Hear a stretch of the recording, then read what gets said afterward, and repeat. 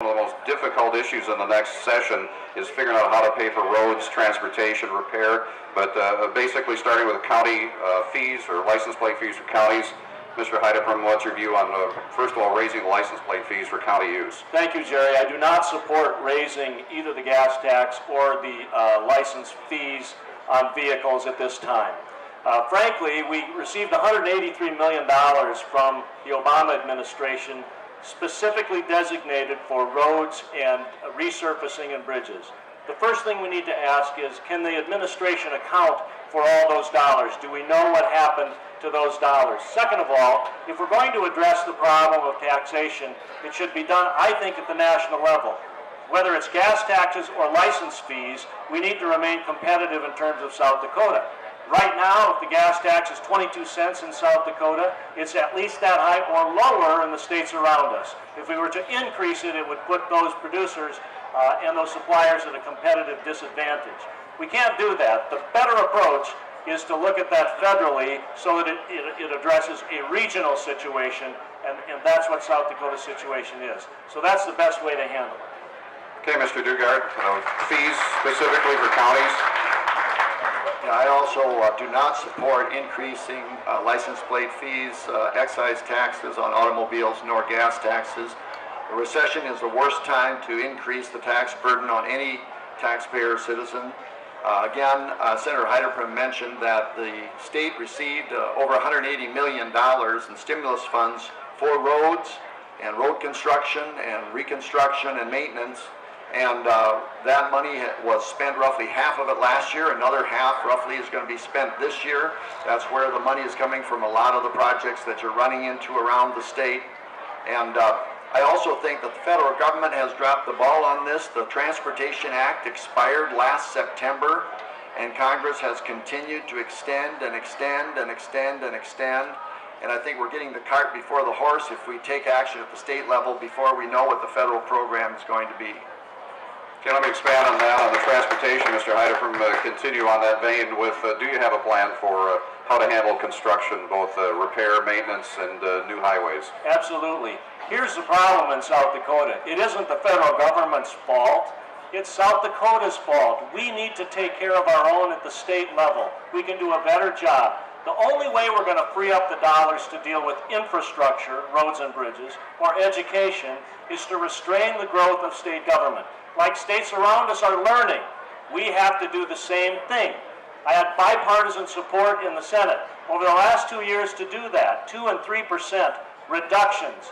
It's interesting to me to hear the Lieutenant Governor oppose that when it was the majority leader in the Senate, Senator Knudsen, who joined me in the effort to try to reduce the size of government. In fact, all four of the other gubernatorial candidates on the Republican side supported the idea of reducing the size of government, supported the description that what we're facing is a budget crisis, supported the idea that we have to start at home to address those problems. Until we do, that's got to be job one. And that's it. So again, reduce the size of government, free up dollars, reinvest in infrastructure and education. Okay, thank you. Mr. Dugard, addressing transportation, highway funding. Well, some people in this state are striving mightily to create the impression that South Dakota is growing out of control. They suggest that the budget dollar numbers are growing out of control. They suggest that the FTE numbers are growing out of control. And here are the facts. Here are the facts. The state budget, the general fund, has grown by 3.6% per year. Of that increase, during that time, Medicaid, this is a federally mandated health insurance program for the needy and for the elderly. Of that 3.6% per year, Medicaid has grown 68% per year. It is the fastest growing share of our state budget. It's true in almost all the states. So to suggest that we're growing out of control ignores the growth of Medicaid. If you take Medicaid out of the mix, the entire growth in state government dollars can be attributable to inflation, which has run about 18.7% over that period, and population growth, which has been 6.6% over that period. Add those two together, that's your growth. It's entirely attributable to inflation and population growth. Okay, thank you. We'll move on to an education issue. Most school districts, and well, all school districts were held to a flat state funding this past year, and a lot of schools are now moving into their reserve funds, burning through that.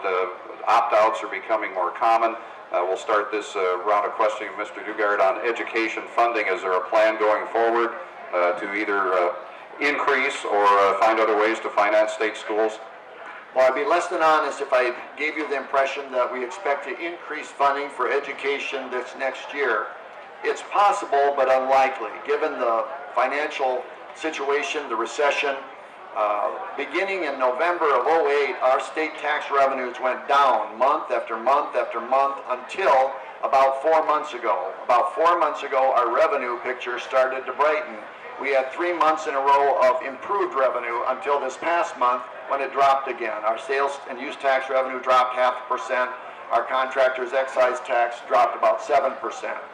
So the revenue picture is still very difficult to identify a trend, but I'm hopeful that we can see the revenue turn around this year. If it doesn't, we're going to have to make the cuts necessary to balance our budget. And in the end, though, I'm confident South Dakota will come out of this. We're a strong state. We're a resilient people. Our ag economy is the strength of our state, and we will come out of this. And when we do, education will receive the first dollars, as they do now, to fund the formula, and they will receive the last dollars when we build the budget. To the extent that we meet our obligations under Medicaid and other programs and have dollars to spare, it would be my intent to invest those dollars in education, because education is the foundation of economic development, and our long-term solution is that, economic development and job growth. Not to raise taxes, but to increase tax revenues through increased activity, more sales, more construction activity. Okay, thank you. Mr. Hyde from Education Funding, a plan going forward. Thank you. Well, you just heard the Lieutenant Governor admit to you that he has no plan going forward. Here's what's happened since they've been in office. When they took office in 2003, the share of the state's budget devoted to K-12 education was 39%. This year, it's 30%. That's an arrow going down through the floor. The investment in education is just not present, while at the same time, the investment in the size of the bureaucracy has grown dramatically. The Lieutenant Governor blames it on Medicaid. Let's talk about Medicaid. What do other states do with their Medicaid burden? A lot of them privatize it. They reduce the size of government by trusting the free market to help with the management of those Medicaid caseloads. That's what they do.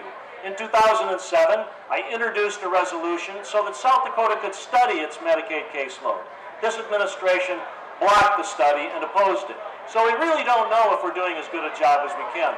But what we do know is that when education suffers at the state level in terms of the state share, you, the local property taxpayer, pick up the difference. And in South Dakota, property taxpayers really pay a lot. The federal government pays a lot towards education, but we are last in the nation in terms of the state's share of that three-legged stool. The state aid to education in South Dakota is the worst in the nation. We have to address it with a plan to change that percentage from 30 back to 39. Okay, thank you, Mr. Dugard.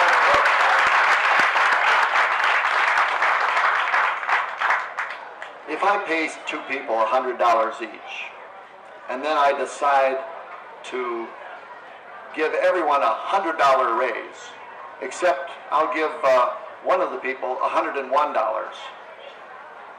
Both of them have more than doubled their salary, but one of them, as a share of what's paid out, has gone down.